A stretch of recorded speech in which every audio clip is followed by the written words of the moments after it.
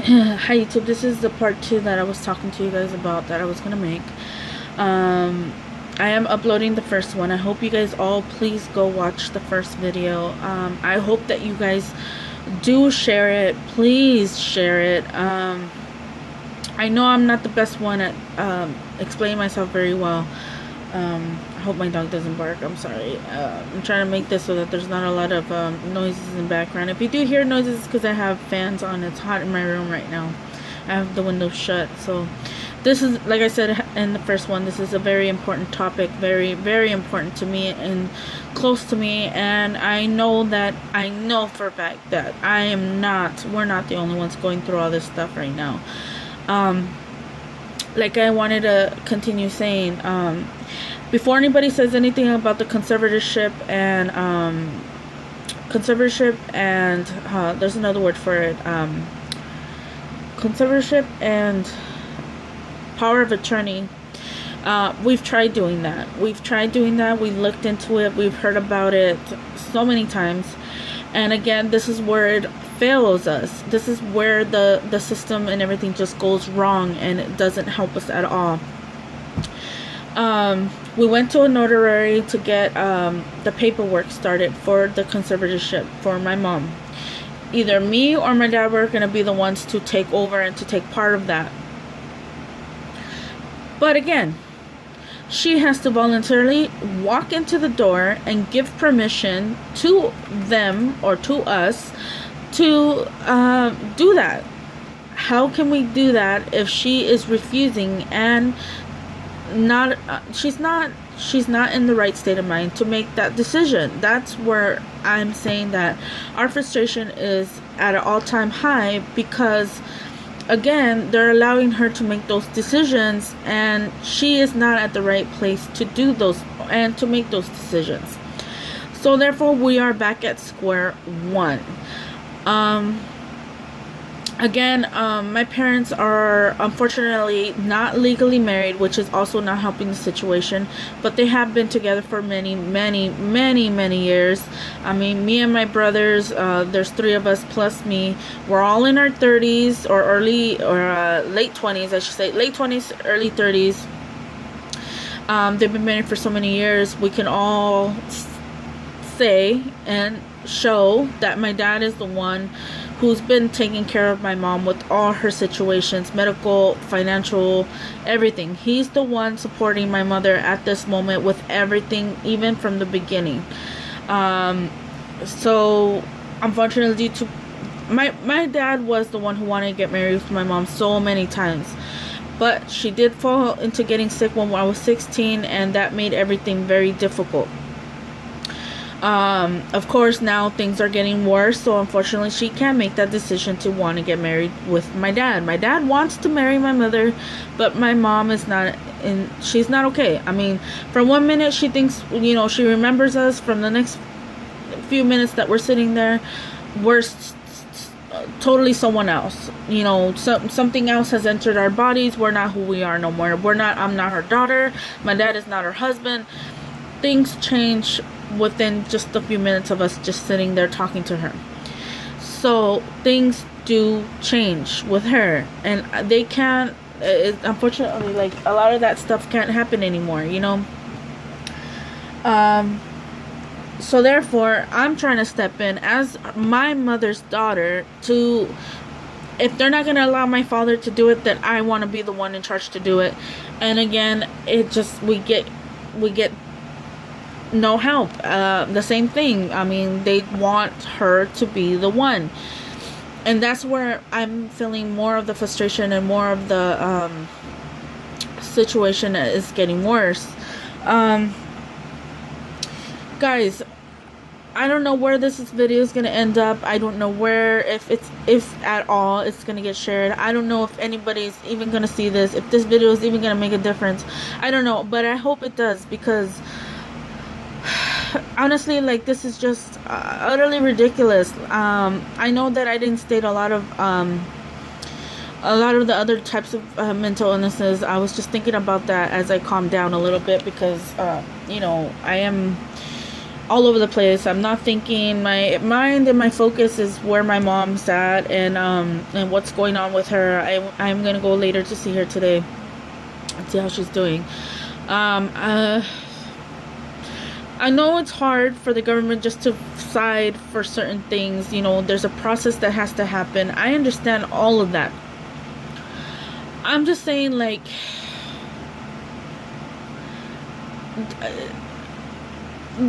the laws that they have in place right now are not for everyone. They're not for every case. They're not gonna work for everybody. And they really need to think wisely and more better and put themselves in the shoes of the families that are going through this stressful situation to make things better or easier. You know, we have all of us that are going through this stuff. When we have family members or friends that are in this or going through this or whatnot, they need to think we still got our everyday lives to go through. Some of us have to work. Bills still need to get paid. There's other people we need to take care of in families. Sometimes families have kids, or it's a mother, daughter, son, uncle, cousin, friend, whatever. Life still continues, but at the same time, how can all that continue? Like right now, my dad is struggling very, very badly. I don't know how much to help him. I can't help him that much. I got my own things going on in my life. I got my own bills to pay. I got my own, I'm working 5 days a week, 6 days, 6 hour days, 6 to 7 hour days now, possibly going up to 8 hours a day. I'm his only other support system. Yes, I do have 3 other brothers. One does not live here he lives out of the state. I have 2 other ones that are not able to assist right now. So it comes down to me and my father doing everything. It is hard for us to be doing all of these things. Doctor's appointments, going to see her, talking to psychiatrists, the court hearing, all this stuff, without losing time of work, without getting fired. My dad cannot work a 9 to 5, a steady job, when he has to be taking care of my mom 24 hours a day, because no one else can. Bills are stacking up because of that. When he tries to go get help, they close the door on him. I'm worried for my father, because besides, when mental illness strikes your family, unfortunately, that family member is not the only one going through so much stuff. And chances are, the ones that are going through it are the ones going through more health issues than the one who's sick. Because you got my dad, who's stressing out all the time about how he's going to pay the next bill. What's going to happen with your mom? My mom, his wife, he can't leave her alone, yet he has to work. How does that work? And then you got mental facilities charging $3,000-5,000 grand or more to keep the family member in there. Like, that's more than what we pay for rent. Like, how is someone supposed to take care of their family member like that with all this stuff going on? I mean, it's almost like they want you to fail. It's almost like it's like they don't care. Like, that's sometimes how I feel, honestly. That is sometimes how I feel, like they just don't care. They just don't care.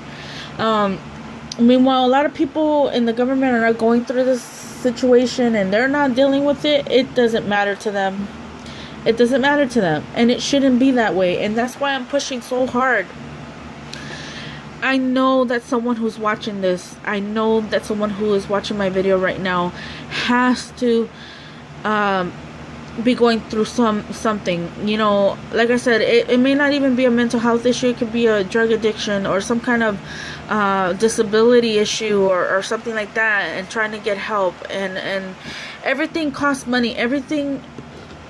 It's sad that today in society, everything has to cost money for it to move, for it to make a difference, for it to make a change. Like, you have to have money for everything. And yet there's a saying out there that says money shouldn't run the world, or money shouldn't be everything. But yet in today's reality, today's world, money is everything. Unfortunately, everything costs money. And unfortunately, we're not rich.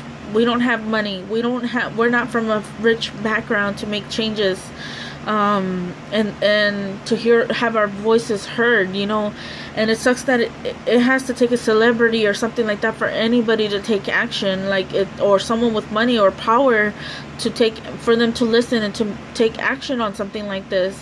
But when it's someone who is low class or middle class is going through it and is screaming and is crying for help and support, it gets brushed off just like everything else. And it shouldn't be that way. It should not be that way. Things definitely we need better laws in place and better changes made and more people involved in this type of situation. There's bipolar, there's depression, there's anxieties, there's the schizophrenia, there's multiple multiple personality disorders. There's all kinds that I probably haven't even heard of yet, but I'm sure they're out there. Those people are fighting with them. They're at war with their own body. They're at war with their minds. Unfortunately, like I said, they end up listening a lot to their voices in their head because it's a continuation in there, repeating itself, telling them what to do, telling them how to think, how to live, how to move, how to talk, how to be. And unfortunately, they're listening more to that than the reality that's in front of them, and they're not accepting that. And that's why I feel like it is wrong and a dangerous move for them to leave it in the hands of these people that are sick and unable to make the right choices if they were in a better state. Like I said, if I knew in my heart that my mom was better and she was making the decision based on like her being okay, then I wouldn't feel as passionate or as strong about this. But I know my mom. I know the person she is. I know the real her because I grew up with it. I grew up with her being a certain way, and this is not her. This is not her. This is not her thinking. This is not her way of being. I know for a fact that this is not what my mom wants.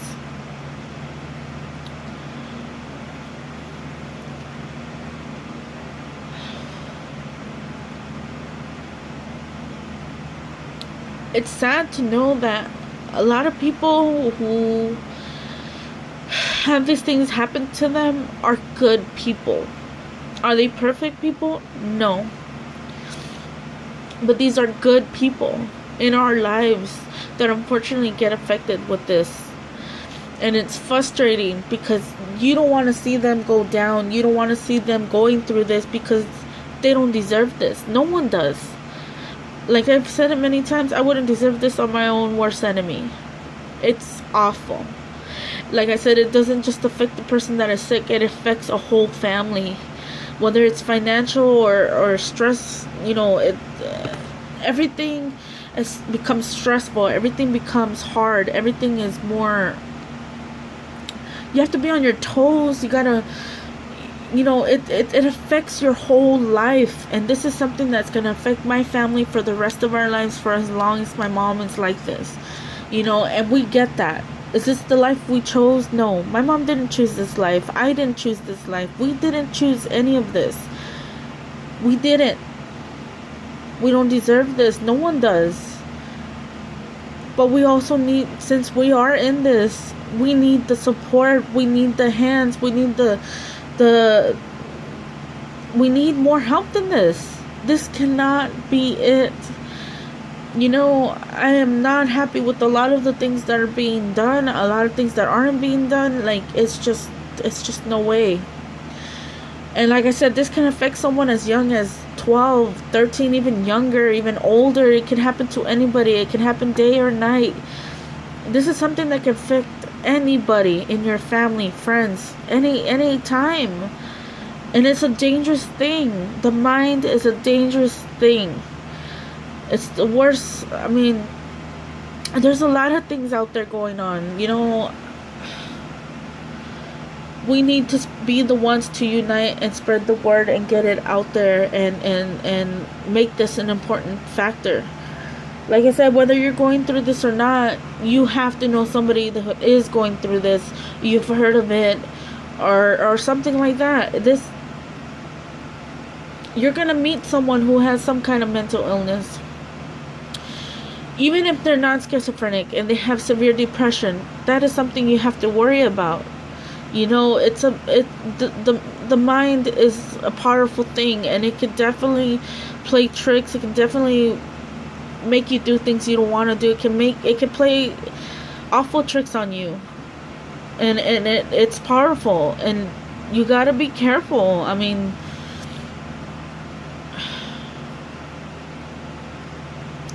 we need help, guys. We need help. I was going to tell you about this website. This is called NAMI.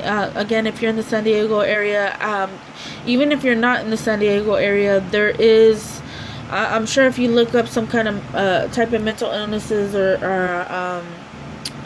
anxieties, depressions, anything like that online, there should be helplines, groups, therapies, things like that you can get help. Just on this website, there's a helpline on here. You can choose a different language as well. It's called NAMI San Diego. That's one of the websites that I was told about. Let me read a little bit about them, because they do have their history and what their mission is. Okay, so NAMI is the National Alliance on Mental Illness in San Diego. It's the community's voice on mental illness. We are a part of a grassroots, nonprofit, national NAMI organization, also an affiliate of NAMI California. NAMI San Diego was founded in 1878 by family members of people with mental illness. They have support. They support people with mental illness and their families by helping them find coping mechanisms for their daily struggles with brain disorders. Educate people who have mental illness, their families, and the general public about mental illness with the goal of dispelling ignorance and stigma.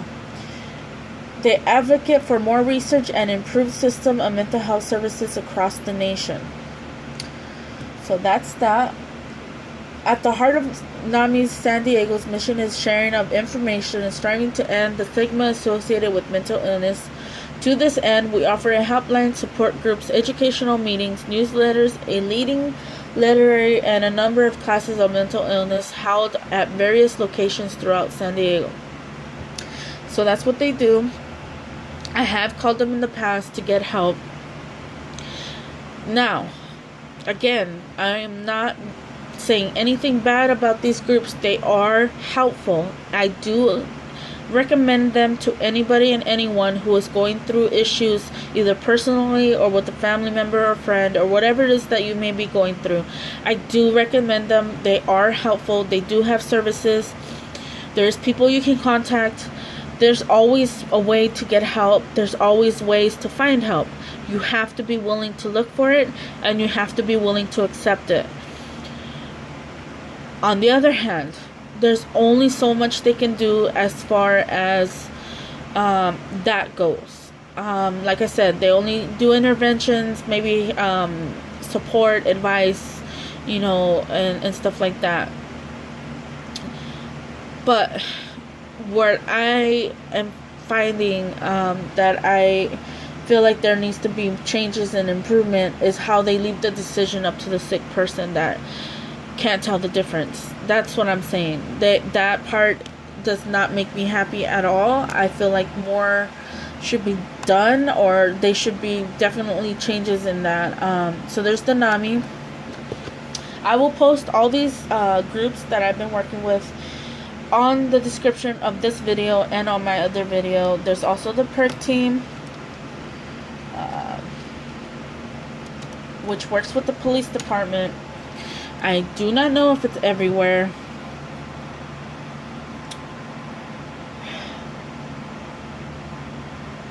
Where is it?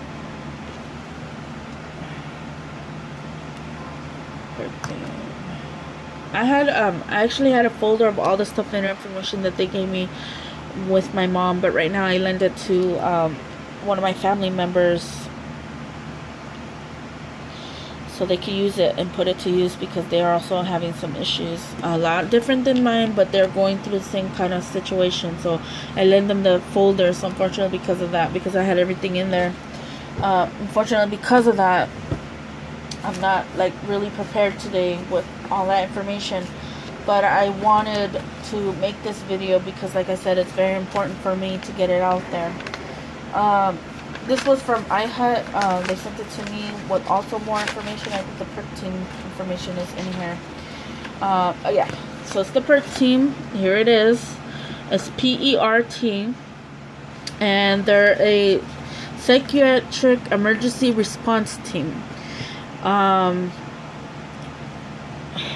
This is here in San Diego. Again, I'm assuming that this is the only, maybe not. I mean, like I said, it could be in every county. I'm not sure. I can only tell you, and I do apologize, that it's only from my standpoint, only from my county that I'm in. But this is the numbers that they have to access them.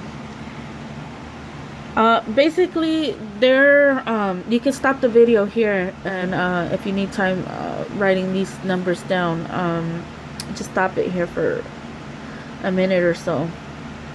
The PERT team, though, it's only if, like, let's say the person who is mentally unstable gets aggressive or is showing signs that you cannot calm them down, like they're throwing things, they're yelling, they're breaking things, they're any of those type of situations. That's when you call them, because then it's out of your control, and they will come out and assist the situation, evaluate them on like while they're there, and then they will decide whether to take them in or not. So that's what they do. That's the PERT team. I can read probably a little bit, if it's in here, about what they do. It says about the staff. Psychiatric emergency response team consists of a law enforcement officer / deputy and a licensed mental health clinician who rides together in a marked patrol car. Teams receive extensive cross-training, which allows the law enforcement staff and mental health clinicians to support and assist each other in carrying out their designated function. Every effort is made to avoid or avert involuntary treatment or the need to place mentally disordered persons in the jail. This is done by using the use of alternative community resource and or de-escalating the problem at the scene. Both team members are approved to place individuals on an involuntary mental health hold, which is a 5150, and transport person to a mental health hospital or jail as indicating. I do not think a jail is the right place for these mental health people to be. That is beyond not a right place for them to be, in my opinion. You can contact 911 and ask for a 5150. I'm sure that's in every county. It has to be. A 5150 is when it's about a mental health situation, so they'll know exactly what they're walking into. A rapid response to mental health related emergencies, humane treatment of persons coming to the attention of law enforcement or community with mental health agencies, de-escalating and effective management of individual displaying mental disorder behavior, reduction in injury or harm to mentally disordered person, families, or law enforcement or personnel. And it just goes on explain. When does PERT respond? A PERT team may be dispatched when a 911 call is received and the situation appears to involve a person who is displaying behavior indicating the need for psychiatric crisis intervention or assessment. A team may also respond when a referral is received from a mental health related resource, a family member, or a person in the community who believes prompt assistance or crisis intervention is needed. A limited number of follow-up contacts may be made to a person who have had prior contact with law enforcement or PERT. So that's that. So they are useful. Like I said, you could check if they're in your county. They do help to control the situation. NAMI is the other one. I'm gonna take this off. NAMI is the other one. That's NAMI San Diego. That's the information. That's actually the website that I'm on at this moment. This one's in Spanish, so I don't know if that would help. But just go to NAMI San Diego, or even one that's in your county. Type it in, see if it pops up. Yeah, this is all in Spanish. So I mean, I can do it in Spanish if you quieren, if you guys want.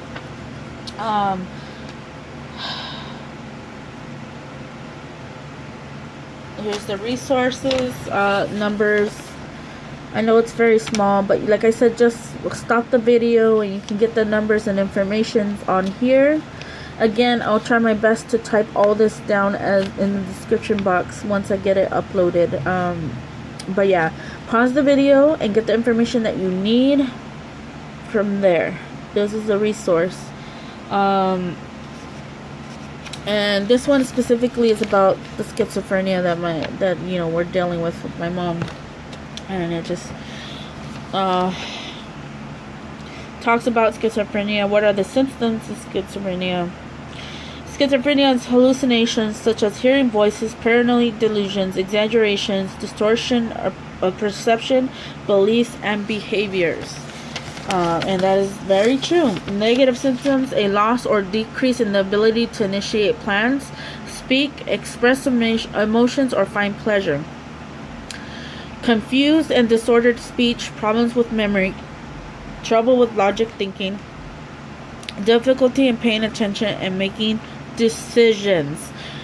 That's the part that gets me so... That's my frustration. If it says it there, if it's part of the symptom, part of the situation, why are they leaving these decisions to these people who can't choose right from wrong? I don't understand. That's my problem.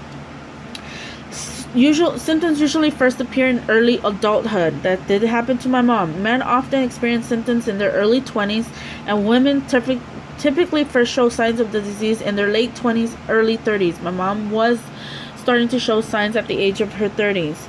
Not taking medication, use of alcohol, or illicit drugs, and stressful situations tend to increase the symptoms. This is true.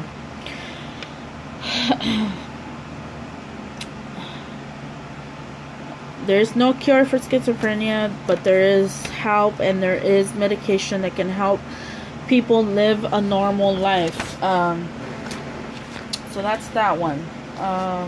This is NAMI. Okay, this is in Spanish. This is another one I didn't really look into, but I mean, I'll put it here so you guys can try. If you are in this area and need help, this is the Oxidus Recovery Mental Health Walk-in Assessment Center. And this was in Vista, which is not that far from where I'm at. And again, just pause the videos to get the information. There's 2 locations from what it says here. Again, I don't think we've tried this one quite yet, but we'll do our best. So that's what I have right there. Again, I will try my best to put everything down at the bottom. Okay, before I close this video, because this is the second part, and I hope I'm not forgetting anything, because this is all important. If you're the one who needs help, please get help. Let yourself get treated. Let yourself get the support that you need. You can get help. There is help. You have to be willing to receive it. You have to be willing to get it. And you have to be open-minded and just do what you can. You can live a normal life. You can continue living a normal life, but you have to be willing to help. You have to be willing to get the support, and you have to be willing to reach out and get the help that you need. Don't be afraid. Don't be discouraged. Don't let anybody put you down. Don't let anything get in your way. If you want it, if you want to help a normal, healthy life, go for it. Do it. You have the opportunity, the chances to get the help you need. Don't give up. Don't give up. Continue fighting. Continue doing what you need to do. Be strong. Stay positive. It will and can get better if you are willing to get it and get the help. There is a lot of sources out there. You're not alone. You're not alone. I could tell you that so many times. You're not alone. And I will be doing a video about myself also very soon. I'm going to be just dealing with my mom's situation right now, as it is starting to get a little more critical and needing more of my attention more than ever now. So unfortunately, I'm not back 100%, and I really want this video to be shared. Please, I beg whoever watches these videos to please share them, spread the word. Leave me any comments or advice, anything that you can help me, help each other. Let's help each other. Let's spread the word. Let's make our voices heard. Let's get this going. We need more help than what we're getting now. This can't continue on this way. This cannot be it. This is I'm gonna fight till the end for my mom, and for those who also may be going through the same thing. We can do this. We can do this together. We need to push forward. Do not give up. I'm here for you guys. I don't have a Facebook or an Instagram anymore, but if you want to get closer to me, feel free to Snapchat me. I do have a Snapchat. I'm not on there all the time, but feel free to look for me there. I'll leave my Snapchat account here, so you can find me on Snapchat here and on my other video. I will do that. Leave any information you guys need. I will put that on there. I promise you guys. Let's do this together. Help me, please. I'm basically crying out for help. I'm basically at an end of all this. I want my mother back. My dad wants his wife back. We can do this. She can get back. We need to change these laws. We need to get more help, and we need to stop leaving it in the hands of those who can't make those decisions on their own. Come on, guys. Let's make this happen. I appreciate you guys. I love you guys. Take care. I will talk to you guys soon. God bless. Bye.